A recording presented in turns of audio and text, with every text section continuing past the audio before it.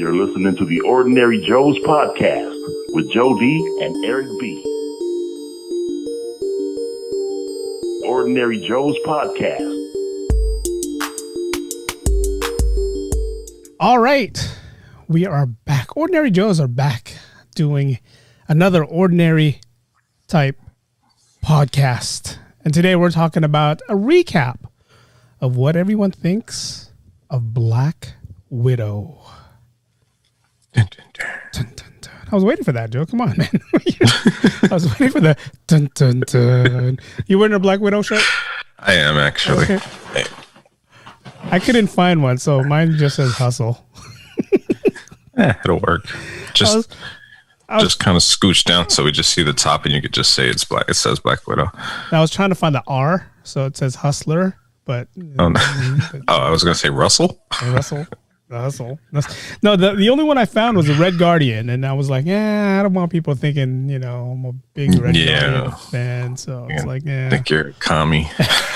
Call me okay. All right, today we're talking about Black Widow, and let's go ahead and get this started. I am Eric B. And I am Joe D, and we are the Ordinary Joes. All right, you're getting a lot better there. Yeah. Sound almost professional. Almost. Until next week when we get it all screwed up.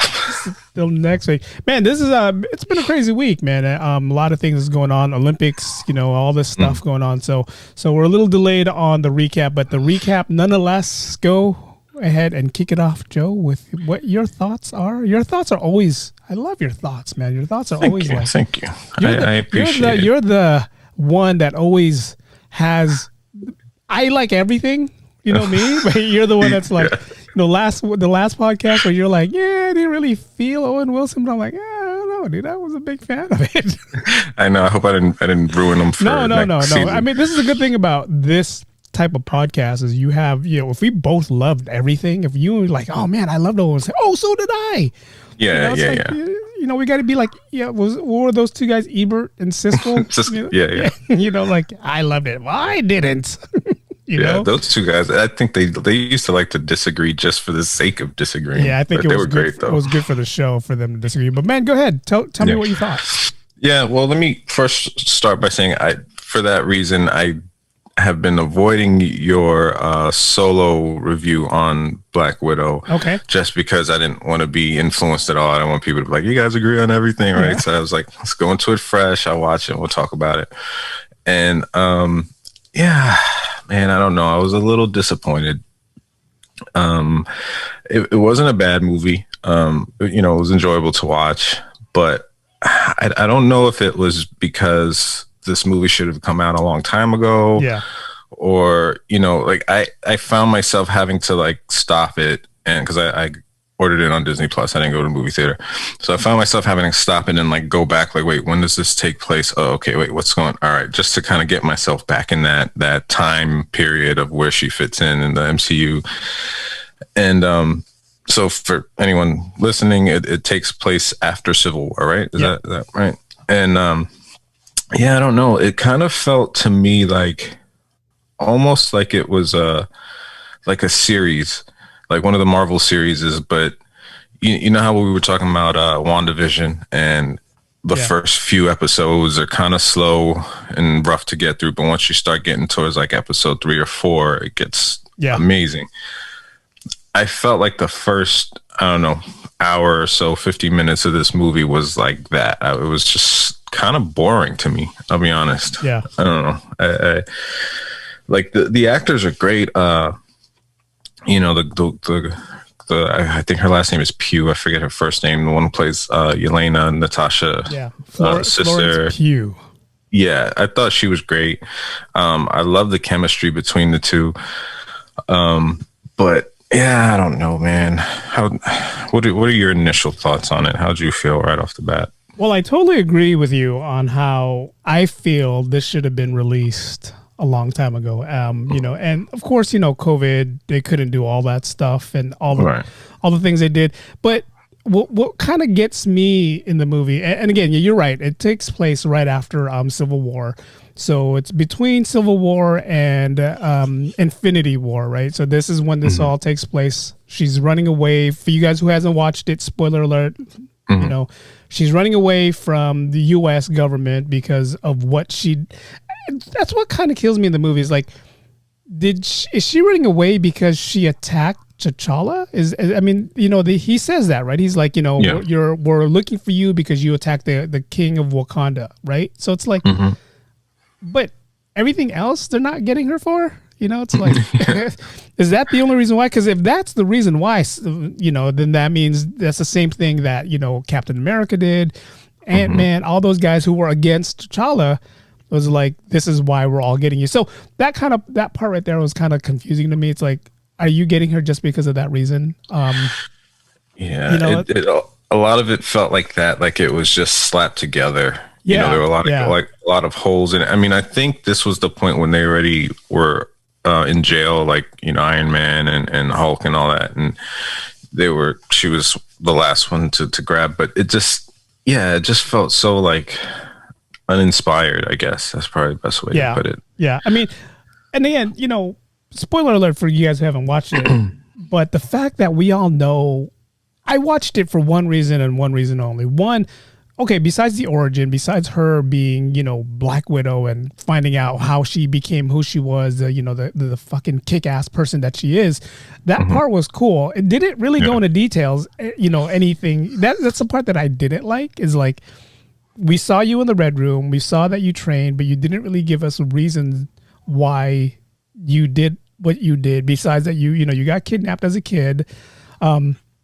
All that. So it didn't really give us anything else other than, I want to leave, you know, this group, and the only way to join the Avengers was, this is what I got to do that. Okay. They didn't tell us anything about Budapest. They kept saying Budapest. They didn't tell us anything about that besides the arrows on the wall when the sister goes, what kind of bullet holes are those? Oh, they're arrows, you know? Yeah. It's the only thing. And I wanted to see if they actually found a way to resurrect her. Right? Gotcha. So it's like, you know, they kill her in Endgame. They kill her off. So you're going backwards. Are you going to bring her back? So I don't know. It was a Marvel movie that, to me, kind of reminded me of DC's Wonder Woman 2. I've not watched any of those movies. Okay, so it's a movie where it was good, but it was really unnecessary. I think if we did without Black Widow, I think we would have been okay without it. You know? Yeah. It's kind of one of those too little, too late. You know, had they done this back in the day, it would have fit in better. It just really felt, like you said, like, I don't know, phoned in. You know, and I hate when Marvel, like, they do this a lot, and they did it in Loki, where they'll not introduce characters, but they'll show you characters that if you've read the comics, you're like, oh, that's this one, that's this one, and then that's it. You don't see them again. You know, like the Red Guardian and the Iron Maiden, who are turned out to be Natasha's parents. I don't know if that's how it is in the comic, probably not, but you know, you've seen these characters before as kids reading comics, and it's just you're getting teased with them. Yeah. And you know, there's nothing from it. But to what you were saying about her resurrecting, that's why the Loki series is giving me hope, and the future movies giving me hope because of that storyline with the different timelines. Then that kind of opens things up to, at the very least, bring back some characters. Like you said, Captain America would be a good one. Maybe they'll bring, you know, Natasha back, and maybe this will all be on a different timeline. I don't know, but it's like, at this point, we already know she's dead. It's kind of, nah. Well, I don't know if you heard or if you read that, you know, now she's trying to sue Disney or Marvel for them not giving her cut of the theater money. And, you know, it's kind of like, okay, so are we really not going to see you now? You know, What do you think about that? Like, because I kind of feel like I sort of take her side on this. I mean, like, Disney made a contract saying she has exclusive rights for them to show the movie. They're not going to show it on any other their platforms or anywhere else. they end up doing the exclusive access, and she's like, dude, you're breaking the contract. I'm going to lose money because her salary is directly tied to how the movie sales are. Yeah. Aside from the upfront money she got. And it's kind of like they try to twist it and say, oh, she doesn't care about public health and things like that. It's like, come on, don't you signed the contract. Don't try to like crap on her name now and take advantage of everybody's feelings towards COVID, you know? Yeah, yeah. But yeah, I don't think we're going to see her. I'm in between. I get what she's saying. I understand what she's saying. It sucked that they filmed this movie before the pandemic, and then they couldn't release it because of the pandemic. And when they finally did release it, it was like 300 million, or was it 200 million the first weekend? And I kind of want to know how that divided between Disney Plus subscribers and movie, because they did release it in the movie theaters. So how much of that was movie money and how much of that was Disney Plus money? And if Marvel was like, dude, she's one of our hard hitters, she's one of our loved characters, whatever we make in the theaters, give all that to her. You know, I mean, that's what I would have done as a business person if you wanted to keep her on there. But the way Marvel and Disney was kind of making it sound like, it's like, dude, you're dead, you died. There's no obligation for us to pay you anymore. Go ahead and sue us. Yeah. I mean, regardless, she's getting paid. She's going to get paid no matter what. Yeah. But yeah, I get her point. Like, dude, you guys said I was getting this much money, and I was going to get I forgot what the contract was, but she was going to get a percentage of whatever the movie was making, right? The theaters was making. And, it sucks that the theaters were closed and only some theaters were open. So if one theater made this much money, how much of that is she getting? So it's like, it sucks, and it kind of makes me glad that I'm not that part of the business. Exactly. And I mean, for me, it kind of confirms our thoughts about the movie, because they probably were like, look, we didn't even want to do this movie anyway. This is for the fans. Like you said, your character's dead, it's kind of the attitude of just be happy with what you're getting. That's how I took it. It's because they're like, we didn't really have our heart in this anyway. So it's like, we want to make sure we get our part. Spoiler alert, you die and we don't bring you back. But man, her character in the movie, it's funny because her character in the movie kind of made me, if this news came out before Black Widow, her character in the movie kind of gave me that I don't give a fuck character. I don't know if that's just how Natasha was and that's how her character is. But when this news broke out, I was like, wow, she kind of played that I don't really care, role. And, even like when she met her family, it's like, I don't care, Yeah. Yeah. It was so dry. The scenes with her, like she was just kind of like there because she had to be almost like, that's why I think the girl that played her sister really shined, because that the one scene, and I mean, again, there's some good stuff in the movie, and the one scene where they're all sitting together awkwardly at the first time as a family since finding out who everyone really is. The emotion that she had in that scene when she's trying to tell them, like, it was real for me, like you guys were my family, like I thought that was great. But again, even Natasha didn't really seem too engaged in that whole thing, and it was just kind of like, whatever. You're I mean, maybe that's just her character. Maybe as her playing the Natasha Romanoff is I'm gonna not show any love, anything. I mean, they did train them not to be like that. They trained them to have that I don't care attitude. People are gonna die along the way, and you have to be able to shake it off. So maybe that's just how she was. Maybe that's how her Black Widow character was, and I don't know. Maybe that's why she was the way she was. Where her sister, Yelena, was a little more I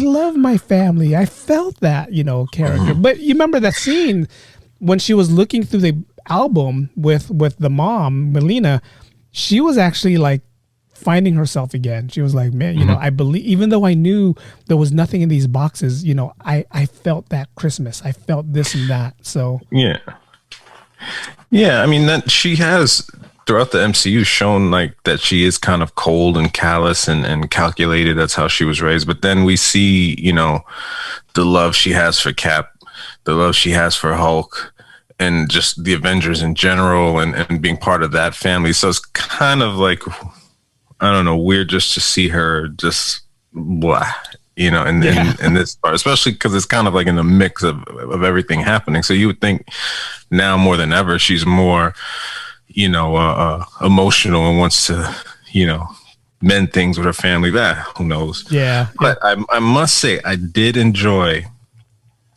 like a predominantly female cast. And, like you had badass, superheroes, super villains, just in general. And I didn't really notice till maybe halfway in. And I was like, wait a minute, this is like an all female cast. And it was cool. Like it wasn't done in like a pandering way or a cheesy way. Like, hey, this is all lady. Like, no, you don't even realize it. It's just at one point in the movie I'm watching, I'm like, oh, this is all female cast. This is really cool. And that's one good thing that Marvel does, I think. Yeah. They try to, be open to everyone and everyone's backgrounds and stuff like that. And that's cool. But it just leaves so much to be desired. I'm gonna throw a social media question out later on this week, and I'm gonna ask you, since I have you now, the Widows versus the Dora Milaje from Black Panther. Hand-to-hand combat, no weapons whatsoever. If we're just hand-to-hand combat, oh man, yeah, that's a tough one. Yeah, that's a tough one because they're all really, really badass. But I would go with and how is it, the Dora Milaje? Dora Milaje, yeah. I would go with them. Yeah. Only because, I don't know, they seem like more of good guys to me, and I feel like good guys are always going to win. I don't know. This is a terrible reason, but no, it's a good reason. I would agree with you on that one. But the only difference between this is the Dora Milaje was trained without being mind controlled, so they know the skills that they have. Where the Widows, they were mind controlled, even though at the end of the movie they were all, like that little pink whatever thing that flew up in the air. They were still mind controlled. So how much of your training will you be able to remember now that your mind is free from whatever, the what was his name? The main character? Dragoff. Dragoff. Yeah. The bad guy. How much Dragoff put in your head? But yeah, I would have to say Dora Milaje, hands down, will it'll be a good fight. Yeah, that would actually, I would like to see that. If they could figure out a way to pit those two clans against each other, I think that would be like a seriously dope action movie. Well, I mean, they might even come out with, another. I mean, we do know that, Yelena is moving forward with if you guys, again, spoiler alert, if you saw the end of the movie and you saw that secret ending, it's like, they're going to bring her back. And is she going to bring the Widows with her? Maybe Clint will be like, hey, I got the Dora Milaje on my back. And maybe, I mean, we don't know. We'll see. Yeah. It's a good movie. I mean, it's a good premise of something, one of those things we talked about the last podcast. We wish we can see this in the MCU. It's one of those things where I have my hopes up. Like I said, Loki has my hopes up because I feel like there's a lot of room to bring people back. And after our last conversation we had, I was trying to think, I think Captain America would just be the best of the MCU characters to bring back. Yeah. I think he has so much to offer and a lot to explain. Because I want to know what happened when he went back. Yeah. Like, you really blew my mind with that whole thing. Because I'm like, oh my God, that's right. He had to have caused a variant or whatever the hell. Yeah. By going back and not doing, So, but again, I think that's why I like fan fiction. I find myself starting to get more into that now because a lot of people that are way more into the comics than I am and into the movies and Easter eggs and things like that. Like they have all these like different ideas of what possibly could happen. And I read some of these, I'm like, that would be awesome. Like, I wonder if Marvel ever does that. Like, do their writers ever, surf the web and try to find like, stories to give them inspiration. I'm pretty sure you have that group who reads the comic books, who knows the comic books left and right from, from the earlier comic books to the now. And then you have these guys feeding the writers like, hey, in this issue, this is what happens. Hey, in this issue, this is what happens. So, man, it's 1,000 brains in one room trying to give us one awesome movie. And, again, when I said last time, props to them for what they do. I mean, it's like, I kind of wish this group did something for Black Widow, because Black Widow just did not do anything. Yeah. I mean, the movie premise was good. It gave us a storyline, but it just kind of made me like, the whole time she was there in wherever she was trying to get the whole widows, I just kept thinking to myself, God, all she has to do is call another Avenger, and they'll, call Clint. Yeah. Clint's there somewhere, or Clint was under house arrest. I mean, there was just so many things in this movie that to me failed, where, I like the movie because it's a Marvel movie, but it's not one of those movies that I'm going to say, it's on TV, I'm going to watch again. I mean, don't be surprised if you're going to see it on TNT within the next year. Because I agree. They need to find a way to make some of that money back, and it just, to me, just didn't do it.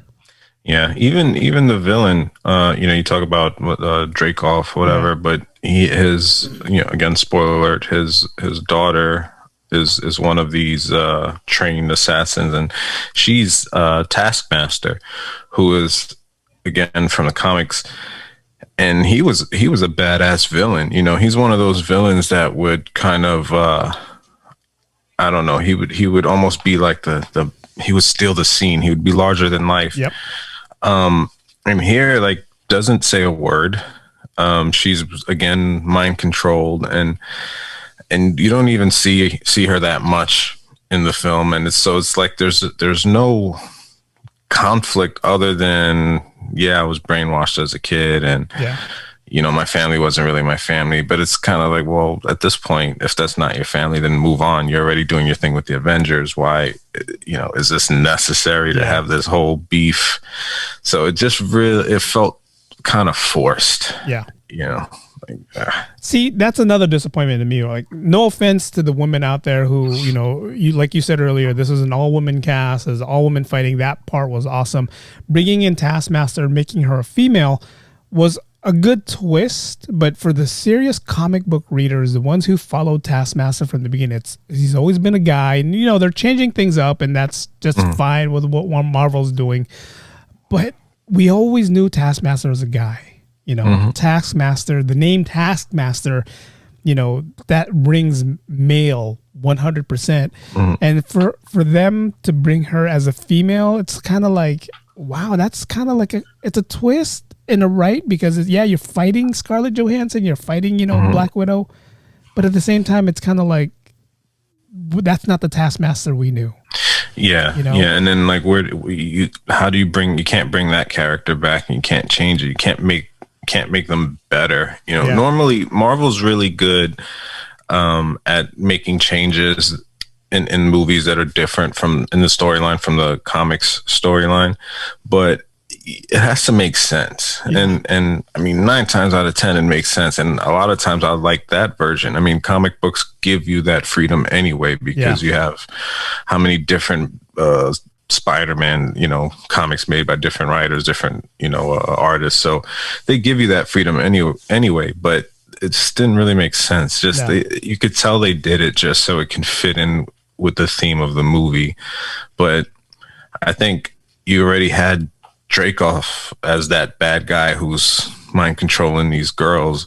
You could have just added Taskmaster as someone else he brought in, another, like a minion or someone that he uses to help fight. Yeah, there's just so many different ways. And even if they wanted to keep it Taskmaster female, just the way that they presented her and Taskmaster was just so kind of like, think of like Darth Vader in another movie, and he's just kind of quiet and doesn't say anything, and then he takes off his mask and it's a chick, and you're just like, wait, what the hell's going on? Like, that's kind of what it felt like. You're not Darth Vader. You're Princess Leia. No, but you're right. I mean, it's like the fight scenes were cool because, like, the comic or the writers and the producers did good here with the little mimic stuff that she did, from the Black Panther claws that came out with the, Captain America shield that she's doing, all that stuff was cool. But again, Taskmaster, we know, and I watched a lot of Taskmaster or read a lot of Taskmaster comics when I was growing up, and his Taskmaster's number one nemesis is Captain America, and they're fighting like crazy in these comic books, and for them to bring her as Black Widow's foe, it's kind of like, and Red Guardian, when they were fighting, if he's a super soldier the way he is, like hands down, he would have killed Taskmaster. It's like hands down he would have. And the fact that they made them kind of like equal, it's like, come on, you're a super soldier. You're not supposed to be equal. You're supposed to be able to take her down. And I'm not saying, and again, for you females who are watching, I'm not saying that just because she's a female, she sucks. It's just in the comic book, Taskmaster was a guy, and Taskmaster was able to like stand up to all the other male characters out there. Yeah. And I feel like they brought her in, like you said, because it was a female cast, that let's make her a female so that way, nobody can say, oh, because he's a male, he kicked the female's ass.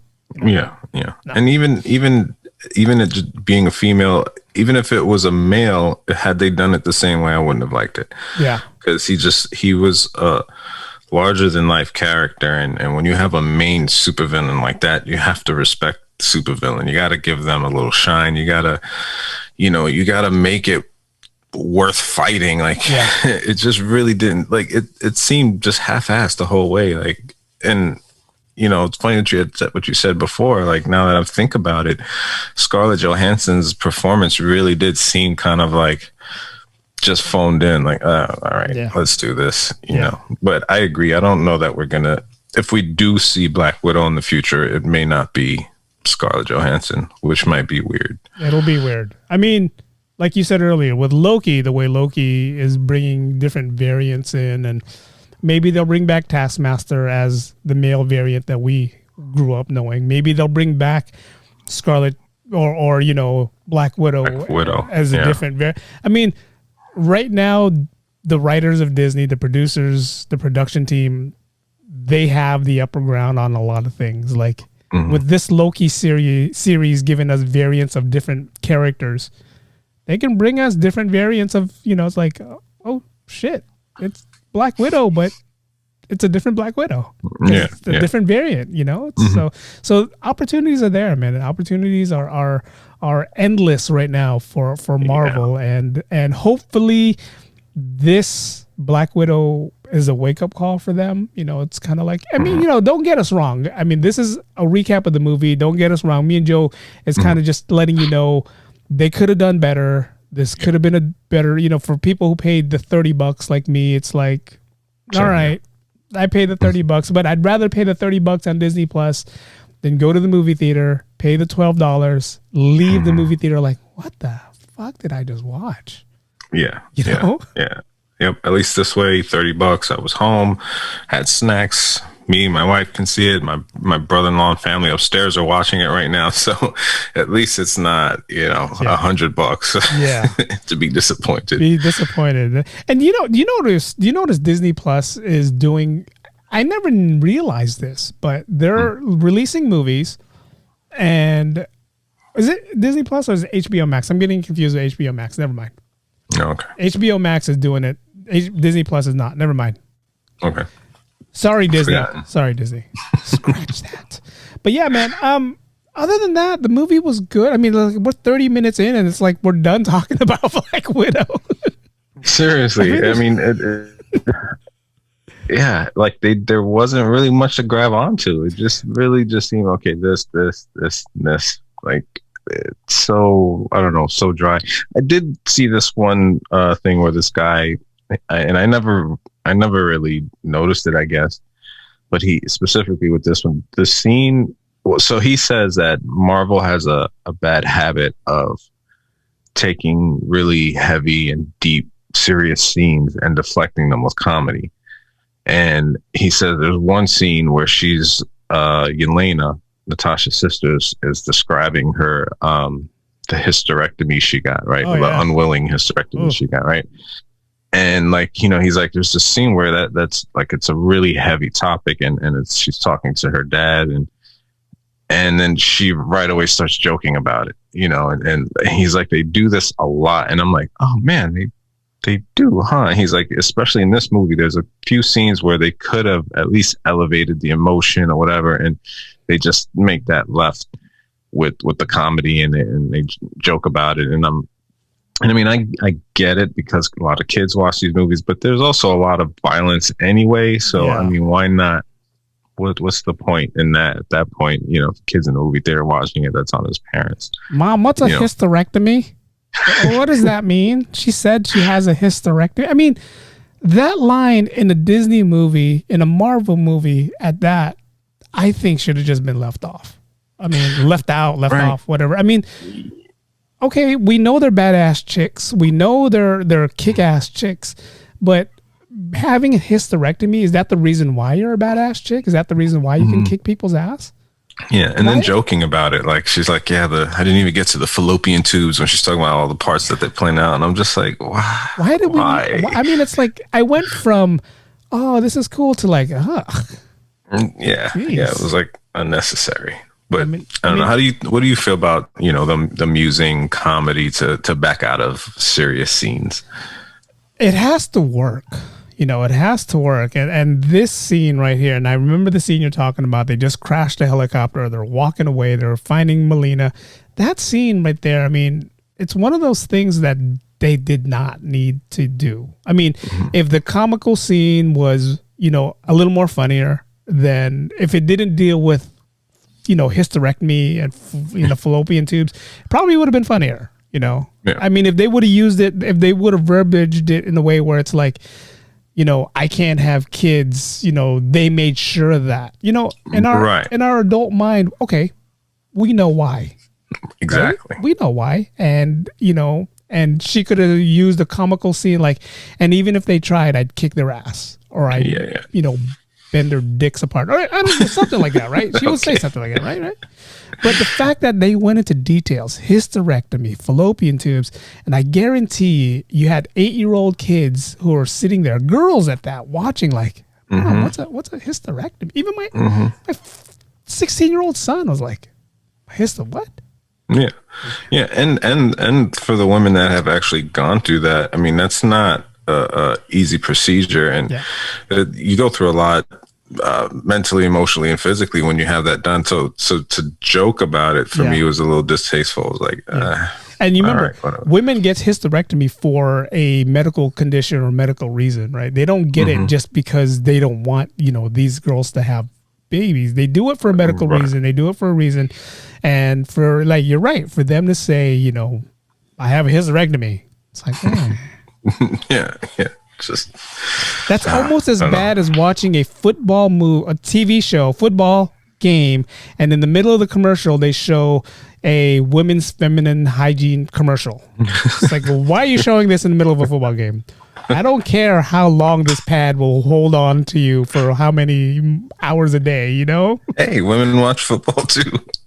They want to be, you know, kept up on all the new technology when it comes to that stuff down there. Okay.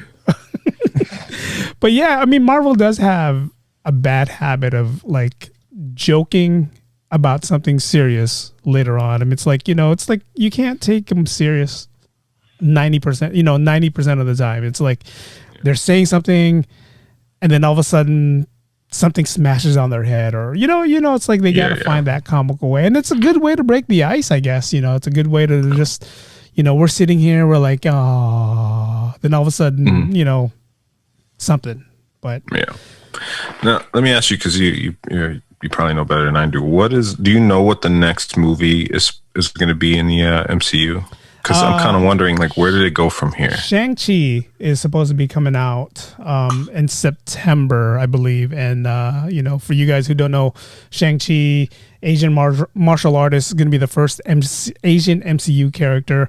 And it's called Shang-Chi and the something rings, I think it's what it's called. Let me go look this up. But yeah, that's going to be the next one coming out in the MCU.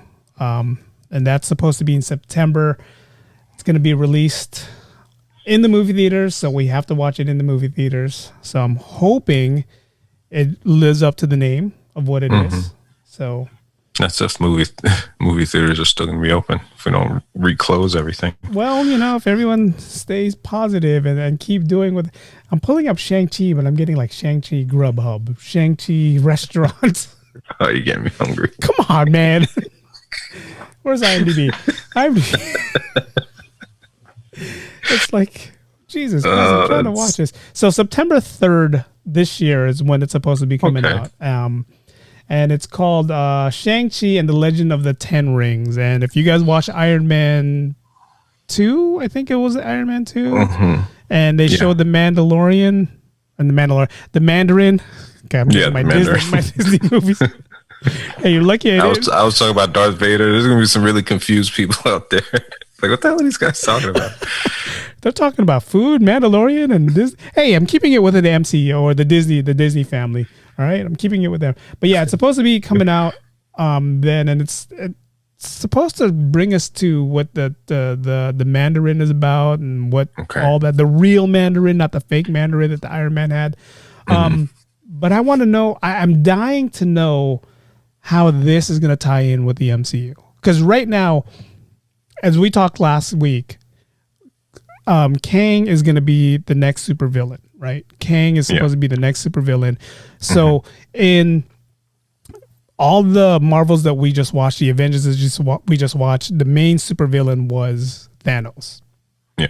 But they had their little small villains that they were fighting against. Ant-Man, Iron Man had his little small villains. How are they going to tie in, Kang in all these movies? Of course, we talked about it last week. Quantum realm, time travel, all that stuff is going to take place. So I want to know, what is Shang-Chi going to bring to the table that we're going to see the quantum realm involved in this movie? I mean, it's a martial art movie to me. I mean, you got Michelle Yeoh that's going to be in it. Awkwafina is going to be in it. Cool. I don't like her, but cool. Yeah. She annoys me. Oh my God, they got Tim Roth coming in as the Abomination. Oh, nice. So yeah, I mean. So that you got, you got some heavy hitters here, heavy Asian hitters here. That's going to be, Ronnie Jiang as John, comical character. How's he going to, what's he going to do in here?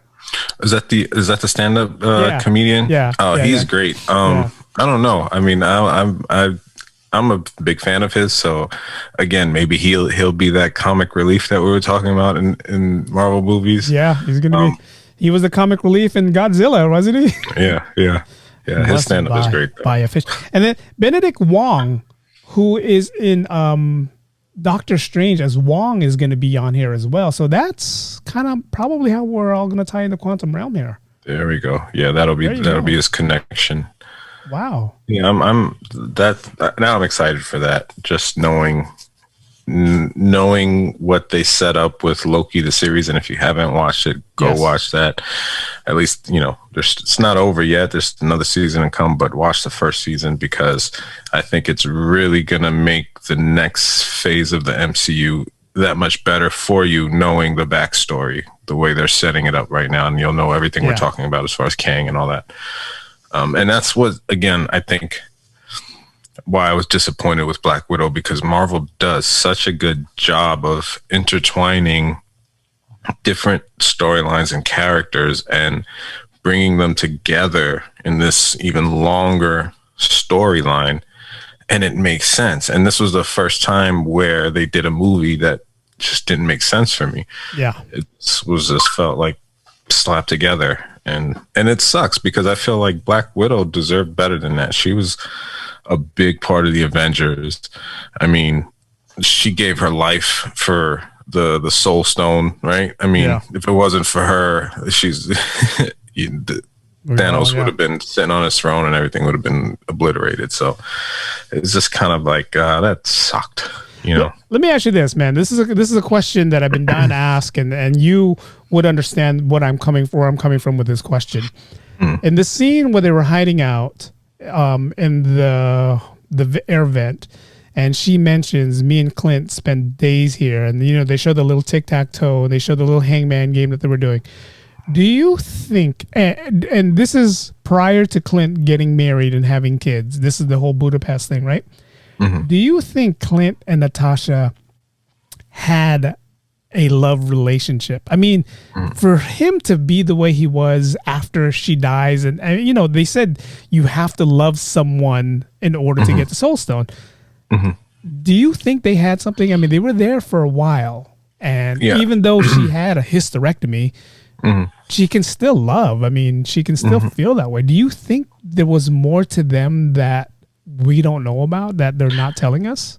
Yeah, I always assumed there was, because you know, she's always been that character where she doesn't let anyone too close, right? You first see it with Captain America. You know, they're flirting with each other. You could tell she likes him, but they don't cross that line. Yeah. And then you see it a little bit with David Banner. You know, they had something there, and again, just nothing comes from it. But when I saw her with Bruce Banner. I'm sorry, Bruce Banner, David Banner, the rapper. I like David Banner. I said the Shout out same to thing David last Banner. week for David Banner. So, And then we see her with what's his name, Hawkeye, yeah. and that was the vibe I got. And then you know, that scene where you know she sacrifices herself. Like you could tell there was love there, or there was something there, you know. Yeah. And I kind of thought they would dig into that a little more and show us, you know, all right, what happened between them, what was going on, like you said, what happened in Budapest, and just to, maybe that's something they want to go back to. I don't know, or maybe it was something they didn't want to dive into because they knew that it would probably be a bigger budget, or again, COVID restrictions. We don't know what they went through filming this movie, and so that's why I kind of don't want to come too down on it. You know what I mean? Like, because you know, maybe their hands were tied in certain ways, and this was all they could come up with. I don't know. I don't make movies, but I think it could have been better. I want to come down on it because I expected a lot. I mean, we all expected a lot more from this movie. I mean, this is an origin story. All origin stories that we watched were always awesome. From Iron Man to Captain America to even Black Panther, his origin story and how he became who he was an awesome movie. Even though he was introduced to us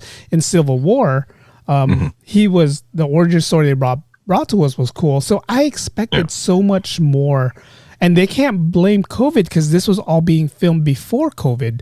That's true. So they had everything in the works for them to tell us the storyline and tell us what happened. I mean, again, for you guys who are watching, who are listening, don't get us wrong. The movie had a lot of good parts to it. It just didn't live up to the Marvel hype that I expected Marvel to put out from, you know, let's go break out Red Guardian. Let's go do that. I mean, it's like this guy could have broke out of the prison by himself if he really wanted to. That's what kills me about that. It's like, why did you wait?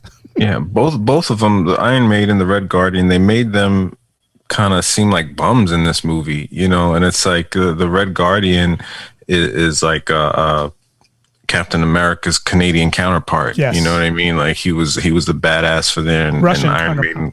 I'm sorry, Russian counterpart. Iron Maiden, same thing. And it's just like, it was just, they brushed over everything. It was like, oh yeah, here's this, but let's move on. Here's that, let's move on. They threw it in there just to throw it in there. And it was just like, that was weak. So it makes you wonder, are they going to give us a Red Guardian story? Are they going to tell us how he became? I mean, in the beginning of the movie, they're already showing them in a little town in Ohio. Is it Ohio? Ohio, yeah. Yeah, Ohio. And, you know, Dreykov says, go here, get this, take this, and then prove to me that, you know, you're worthy. So they do the whole thing in the beginning of the movie where they take whatever needs to be taken, and then they just throw him in jail. So it's kind of like, so what Captain America, or what, you know, super serum or superhero did you do to take that, whatever you needed to take to bring back to Dreykov? I mean, I wish they told us. I wish we went there. And then the whole thing that he said, I fought Captain America, and, you know, that one guy goes, well, in this time, Captain America was still in the ice. So did you fight Elijah Bradley from, you know, Falcon and Winter Soldier? Did you fight the Black Captain America? Is that who you fought? It's like, so there's so many missed opportunities. Yeah.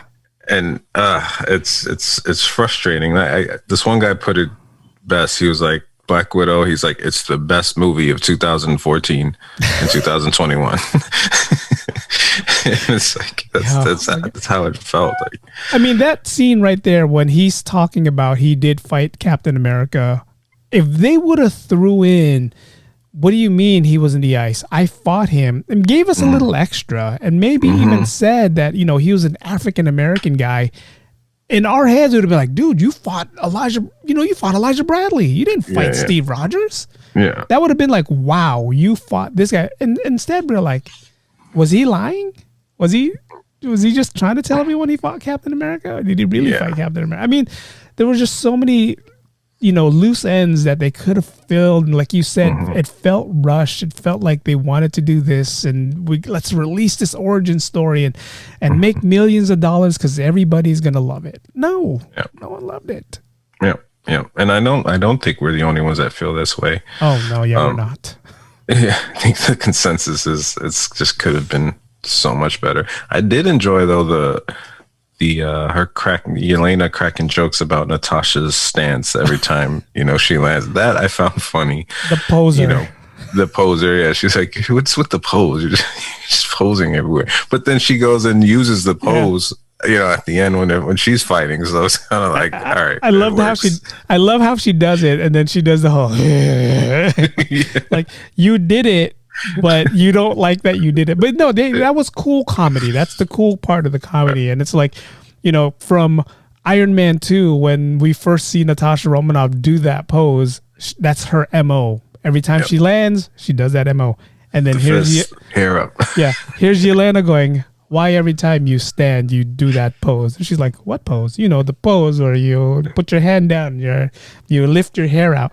And it's true, because it's like, why are you doing it? Yeah, you know? yeah. It's why are you doing it? Kind of do that every scene, every fight scene. Every fight scene. And she does it when she breaks out, you know, the Red Guardian out of jail. She does it, and she's like, poser. Poser. What do you think of Mason, man? What do you think of Mason? You know, the guy who was always bringing Natasha's stuff. I was a little confused with his character. I actually liked the character. I thought he was pretty funny. Yeah. I liked, you know, how he took care, for whatever reason, you know, he could tell they were close, and he took care of her any way he can. Kind of felt like he might have something for her, but she totally doesn't for him. Yeah. But I think that was one of those characters that they threw in there conveniently for her to be able to have backup, because they're not calling any of the Avengers or anyone else. So I think it was just they gave her someone to be on her side, so she wouldn't, you know, be alone. And again, I think that's part of like the theme of what we're saying. It just felt slapped together. Like, all right, well, let's just give her a sidekick, you know, somebody that can get her a jet or whatever she needs. Like, it's kind of like, well, that's convenient, but all right. Let's go. Let's give him a guy that, I mean, you're right. I mean, it's, you know, if she did the whole movie by herself with nobody there helping her, it's like all of a sudden she has a Quinjet. Where did that come from? You know, all of a sudden this happens. Where did that come from?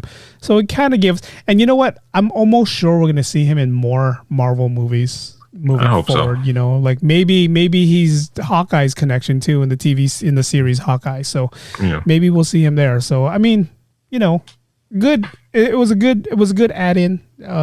Is he a superhero? Does he have superpowers? Or is he just the guy that can just get, you know, things that's hard to get? We don't know. Yeah. We don't know.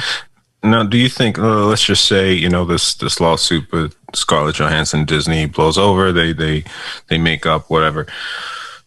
Do you want to see Black Widow again? Would you want to see Black Widow again in the MCU? Or are you kind of over seeing the character and they should move on? I was going to ask you a question, and I'll still ask you the question, sure. But I'll answer your question first. She's a great supporting cast member. You know, when she's fighting next to the Avengers, fighting next to Steve Rogers, being the voice of reason for Tony Stark, she's awesome in that character role.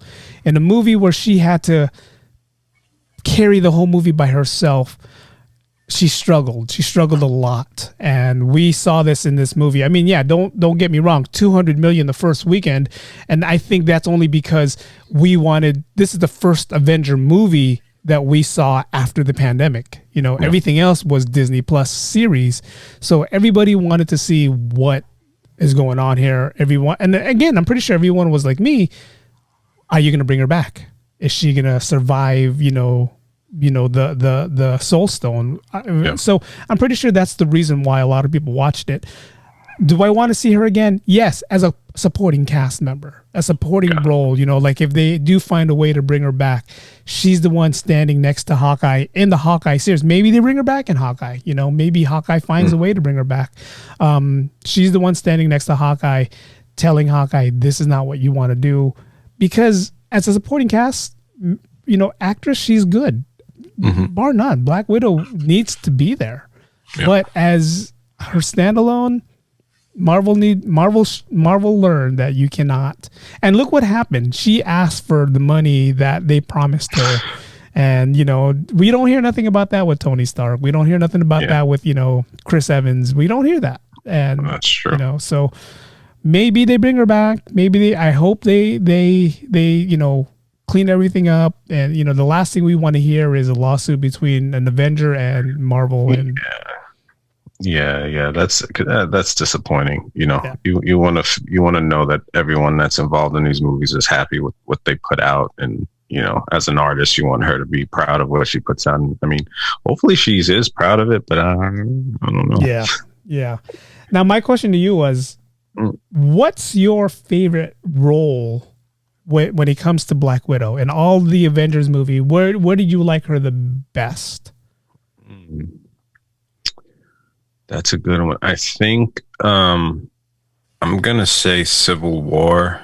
Like you said, when you had the split between Captain America and Iron Man, and her being that voice of reason.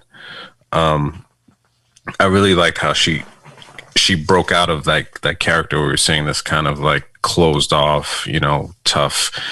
This is when you see her really starting to care. And she was such an integral part of it, and getting the what do you call it, stone. Also, I think that was pretty cool. I mean, again, she sacrificed herself for the sake of the world, and I mean that's like some Sam Weiss type, sidekick stuff where it's like, if you couldn't have done it without her, or you couldn't have done it without Sam, exactly. So I actually, that would probably say that was where I enjoyed her the most, was when she made that big, sacrifice. Yeah.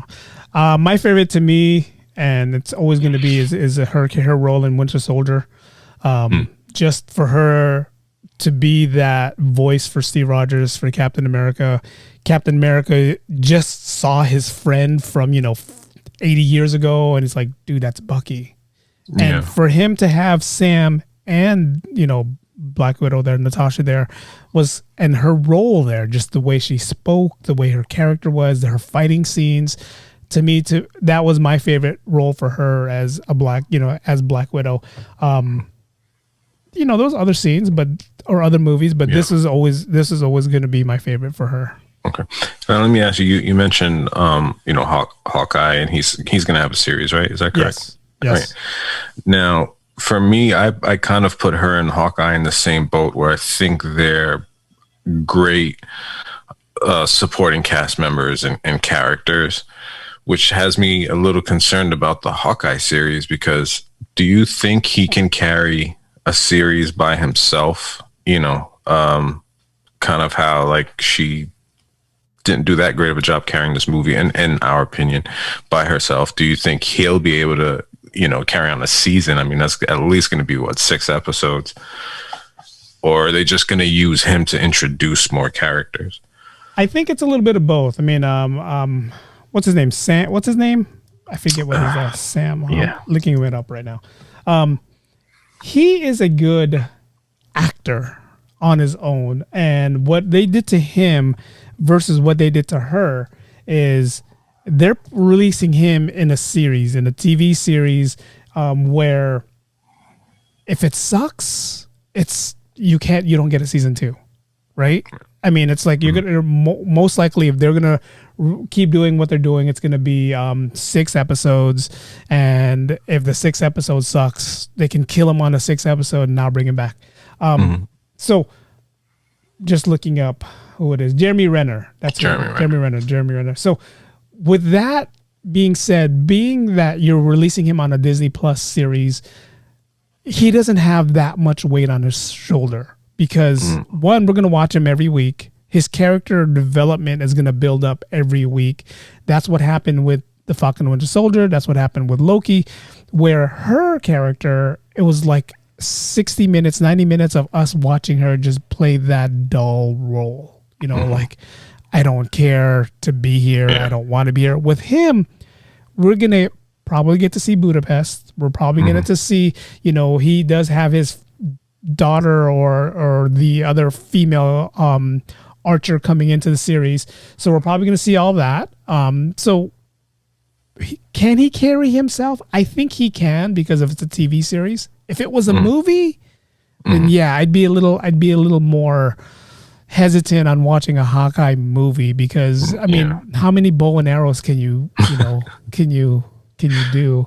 I mean, I love he doesn't have any superpowers. You don't have any superpowers. And that's what kills me about these two characters is fucking throwing John Wick as an Avenger, you know? Yeah. At least John Wick, you know, it's like, you know, he'll survive one way or the another.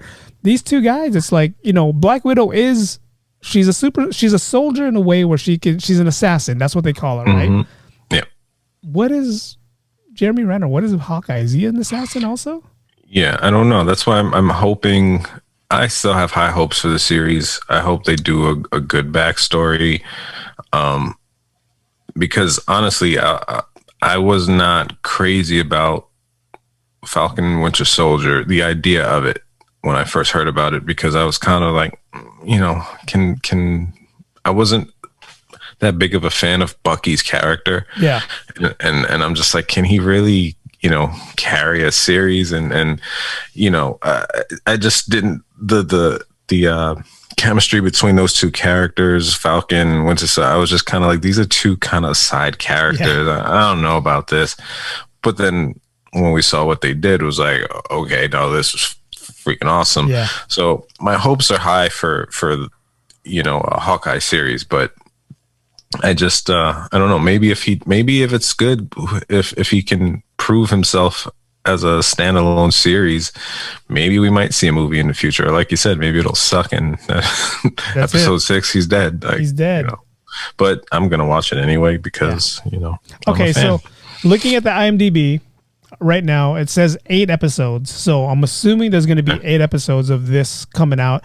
And besides Jeremy Renner coming in, Florence Pugh is going to be there. Yelena's going to be there. And if you guys saw the ending, the secret ending, I'll talk about that in a second. It doesn't look like anybody else from the MCU, at least for now, on IMDb page, is cast to be part of the Hawkeye series. Kate Bishop, who's supposed to play the new Hawkeye, is going to be on here, played by Haley Steinfeld. Vera Farmiga, she's going to be there, you know, from Conjuring. Maybe she's going to do Conjuring. Her Conjuring. Oh, here we go. But yeah, it doesn't look like anybody else. For now, like I said, it doesn't look like any other MCU character will be on there.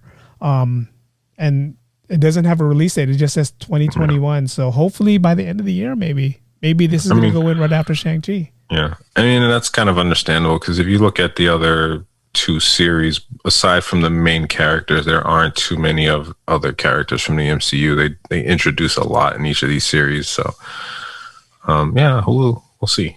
Well, I mean, yeah, I'm going to watch it. I'm going to watch it just because, one, I'm trying to figure out if they're going to bring back Scarlett Johansson. Maybe now with this whole lawsuit and everything that's going on, maybe it's Disney's way of saying we were going to bring you back, but we're not going to bring you back. Yeah. You know, and again, like I said earlier, at that end credits when, you know, was it Valentina Allegra de Fontaine goes up to Yelena while she's mourning the loss of Scarlett Johansson, Natasha. She says, I have the person that killed your sister. You know, teases with Yeah. It kind of makes me laugh because it's just a little iPad mini and it's it's Hawkeye. It's like this is the guy. So that's kind of a teaser to us that is Yelena going to be the bad guy in this? Yeah. Is she the one that's going to try to kill Hawkeye? Yeah, because that is actually an Easter egg, and I'm killing myself because Yelena's character ends up becoming who I believe was this is where Marvel gets me confused. Yelena ends up becoming the character that was Black Widow's arch rival in the comic, but I forget her name. Looking it up right now. Yeah. So maybe she's going to become Hawkeye's arch nemesis. Wow. They have a lot to deal with. Marvel has a lot that they can work with, and they need to find a way where at least her character, Yelena's character, is going to. We all loved her in the movie. I think if it wasn't for her, the movie would have been. If they put someone else other than her, the movie wouldn't have been that great. It doesn't work. She carried the movie hands down. Yeah, it doesn't. I'm looking at it right now, and it doesn't say anything about what her character is. But again, moving forward, bringing her on to be the main villain in Hawkeye, to me, is going to be awesome, because you got her who's just an assassin and him who has no superpowers. It's like that's going to be a fun. Man, geez. Yeah. What else can we do? What else can you do? I'm lost here. Come on, Marvel. No, me too. It's just because there's just so much that can just, so many directions that they can go now from this. Yeah. And it's just, we can sit here and hypothesize all we want, but we never know till it comes out. And they, for the most part, they always nail it. They do. Again, this wasn't a terrible movie. It's entertaining, has funny moments, has a great action, great fighting. But as a fan of Black Widow, as a fan of the MCU, it didn't hit for me. That's all. It was one of those, to me, where, like I said, they could have done a lot better. They could have done. This is how I feel the whole movie was. This is how I felt the whole movie. It's like, after every little scene, it was like, okay. Yep. They could have done. I expected a lot more. You expected a lot more, and I'm pretty sure a lot of Marvel fans out there expected a lot more. It was good to see Scarlett Johansson again. It was good to see Black Widow again. But are we going to see in the future? I don't know. We'll see. I don't know. Again, for you guys who haven't watched it, don't get discouraged. Watch it, please. Pay your $30 or wait till Disney Plus releases it for free, where it's not that premium access anymore, and watch it and tell us your thoughts. If you guys liked the movie, if you guys thought the movie was good, leave us comments. Let us know what you thought about the movie. Let us know if you agree with what we're saying. Let us know if we're just, both of us is just 100% wrong about this character. Which we could be, I guess. Well, we could be. We're not professionals here. We are telling you what we think. We're telling you that if I had to spend $30 to do this all over again, I probably wouldn't have. But again, that's what movie critics do. You have the Siskel and Ebert, and for the first time in a while, me and Joe both agree that this movie was just okay. It was kind of I'm serious. I was coming in here expecting to be the opposing side to you. I was like, Eric probably loved it, but I'm super glad that you saw the same thing I saw, because sometimes I feel like I'm a negative Nancy. No. It was. It's good to have the pros and cons. We both can't agree on everything, but if we're both agreeing that this movie was not what we expected, I don't want to say the word sucked, because it didn't suck. No, it didn't suck. It didn't suck, but it just didn't build to the expectation that we said. As Owen Wilson would say, "Wow, yeah, and that's just because Marvel has a spoiled. They do. They do such great work. They always go above and beyond. And so they set the bar really high for themselves. We didn't do it. That was all them, and it just didn't hit it this time. Wow. But that's okay. That's okay. I'm excited for what they have coming up.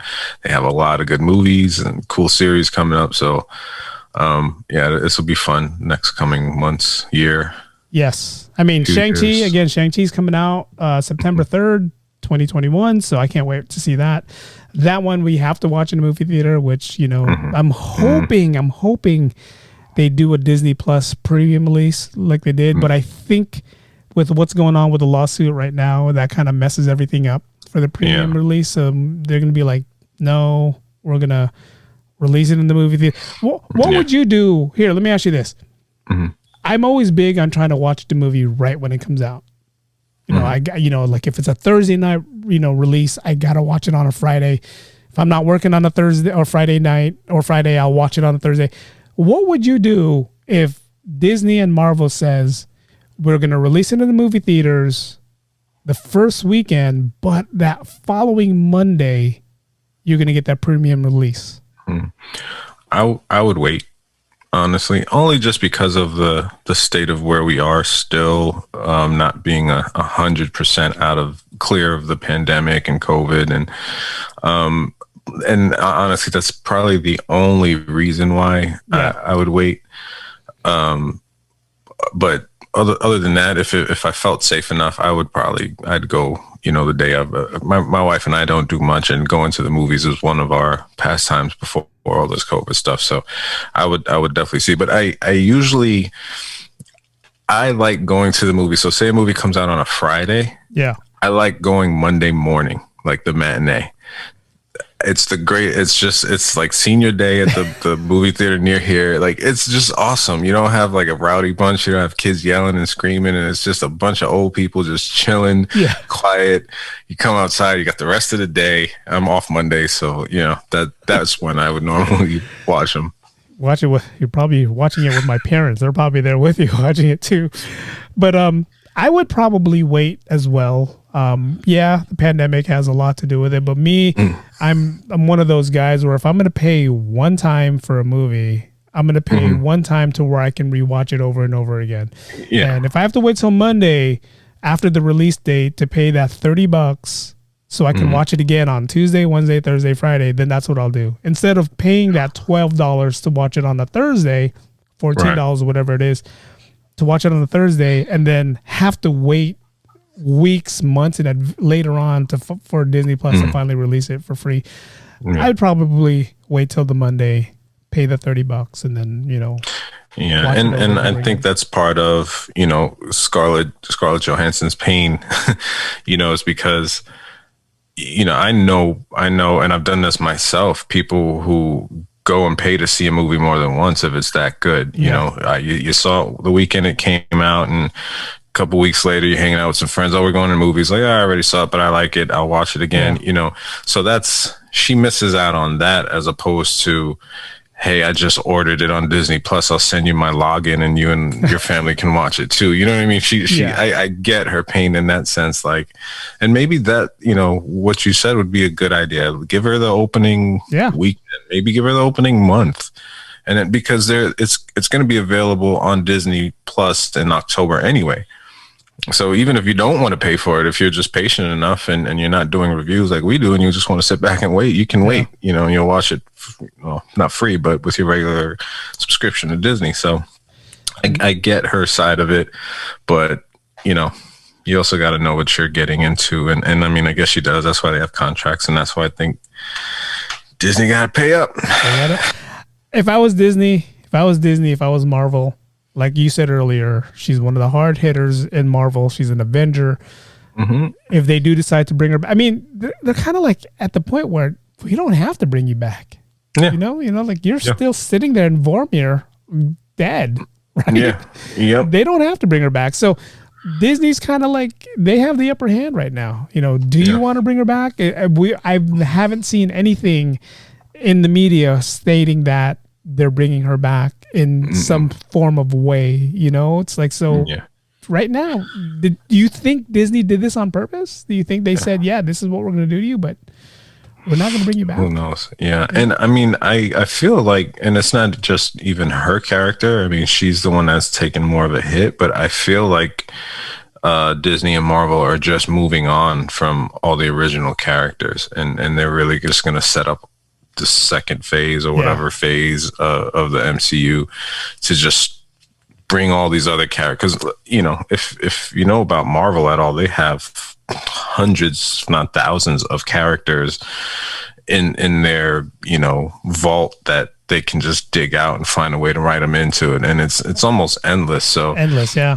In their perspective, we don't even have to bring back Captain America. We don't have to bring back Iron Man. We did that already. Let's go somewhere else. And so, who knows? Maybe we won't see her. But I think, I mean, I don't know that you can do a Hawkeye series and origin series without showing Black Widow and Natasha.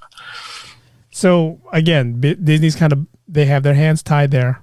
I mean, it's like, do you still mention her name? Do you still mention Black Widow? Do you still mention this?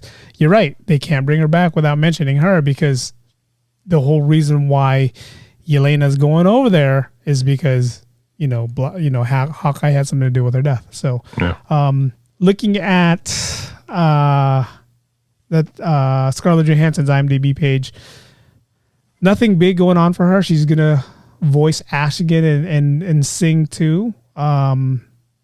What else? Little Shop of Horrors pre-production rumored, and then Bride pre-production. So there's not a lot going on for her future-wise. So maybe directors is going to take note on like her lawsuit and, God, are you just doing this because you're greedy, or do you really want the money? I mean, we don't know. Yeah. You know, I mean, you never know. I mean, Disney's a big and powerful entity in the entertainment world. So you hope nothing, no funny business goes on as far as, behind the scenes blackballing or anything like that. Yeah, I mean, that's the last thing I want to hear. Like after all this, somebody on Twitter pointed out, and before we end this, I want to bring this up to you. The reason why they feel Black Widow was such a disappointment is because from WandaVision to Falcon and Winter Soldier to Loki, we were in awe. We were like, wow. And then this movie comes out. It's not bringing us anything new. It's like, and I forget, I think it was like, Avenger Guy 101 or something like that on Twitter. Sorry if I forgot your name, but that kind of makes sense, because WandaVision, those three that came out, we were like, wow. We were wowed in this. And then this comes out and we're like, all right, show us something that we don't know. Right. And this was the first full movie since the end of the Avengers and Endgame. So it's a lot. That's a lot of pressure. Like, okay, you guys got to really kind of kick off this new season or wave or whatever with a bang. And I just didn't do it. Oh, man, this is tough, man. Being a movie critic is tough, because you got to tell people what you feel. And again, if you guys feel like we missed anything, if you disagree with us, please let me know. And don't leave me comments saying things like, what are you talking about? Scarlett Johansson's beautiful. It's like, oh yeah, I mean, she's obvious. She's beautiful, but the movie still didn't do that well. So don't give me that thing. But man. I mean, we try to give you the recap. We try to give you the review. We were just honest, our opinions. We gave you the honest thing. Sorry if you guys, we didn't go into details, but that's just how much I was paying attention watching the movie. So, but this has been fun. We are definitely going to do something like this again moving forward. Maybe we'll get back into the whole different topics that we normally do. Maybe we can talk about ghost stories again. Oh, God. No, we'll do that again. Maybe we'll wait for October. October, not that far away. But yeah, so this has been fun. Again, if you guys leave us comments, Ordinary Joe's Podcast at gmail.com, or if you guys want to follow us on Instagram, the Ordinary Joe's Podcast, or on YouTube as well. Let's get our viewers on YouTube a little love. It's like our viewers on YouTube, you guys are listening to us on the podcast, which is cool, but follow us on YouTube as well. We're on YouTube. Watch us there. And, follow us on the Instagram. We're on the Instagram page. And that's it. You got anything else you want to talk about? No, I think that was it. I got it all out. And we spoke my piece. We both agreed. Yeah. Wow. Isn't that crazy? Wow. We should end every episode with that now. I'm gonna get sued by Owen Wilson. I'm gonna find it. No, we're saying it. Or he's not. He's wow. All right, guys. Until next week. Thank you guys for watching. Thank you guys for listening. We are the Ordinary Joes. Peace. See ya. Ordinary Joe's Podcast. Wow.